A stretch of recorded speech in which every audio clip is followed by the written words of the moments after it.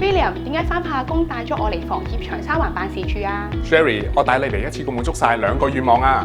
早排你咪睇緊樓嘅，你睇下，序言同進言就啱晒你啦。我心目中嘅屋企咧要夠超有 style 同埋交通方便，呢2個盤喺邊度㗎？呢2個係房協最新推出嘅資助出售房屋項目，一個喺新界，一個喺市區。序言位於粉嶺市中心馬會道，進言就喺觀塘安達臣道，都係主打立江北歐式簡約生活設計，實而不華，最啱你呢啲超級有要求嘅人啦。咁大件事，好在你同我講咋？今日仲有房協專人介紹，同埋睇示範單位，好辛苦先幫你留咗2個位㗎，仲等？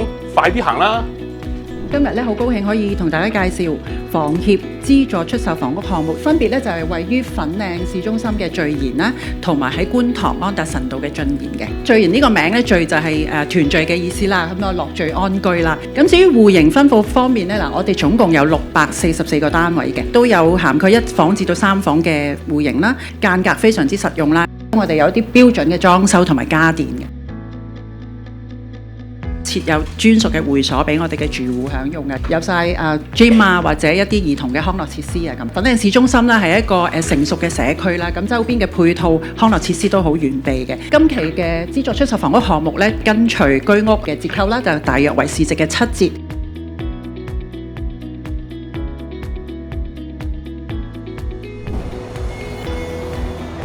Sherry， 睇樓除咗睇示範單位，梗係去埋現場睇實景啦。好啊！馬會道呢度嘅環境都幾舒服喎。唔單止環境舒服，交通都好方便。序言位於粉嶺市中心，嚟緊呢度仲會興建連接港鐵粉嶺站嘅有蓋行人天橋，第時打風落雨，返工都唔使擔遮啦。仲好近羅湖、落馬洲同香園圍口岸，假日北上都好方便。唔知進言有啲咩特色呢？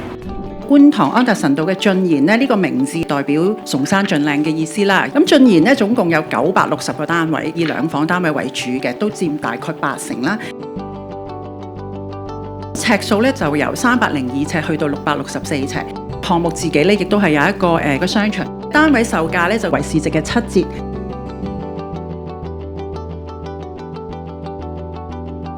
William， 原來進言附近將會有公共運輸總站，接通九龍東、港島東同埋中環3大核心商業區，去邊都咁方便啊！附近仲會有單車公園、石礦公園等等，有齊休閒體育設施，啱晒我同老婆帶埋 BB 一齊去親親大自然啊！係，家有初生 BB 或者長者，今次仲可以優先揀樓㗎，等我返去同老婆商量下先。序言同進言2個樓盤各有特色，一個新界，一個市區，點揀好呢？序言同進言嘅示範單位喺3月尾至4月中開放，錄得超過9700人次參觀，為期2週嘅申請期已經喺4月14號截止，一共接獲超過18500份申請，超額認購10倍。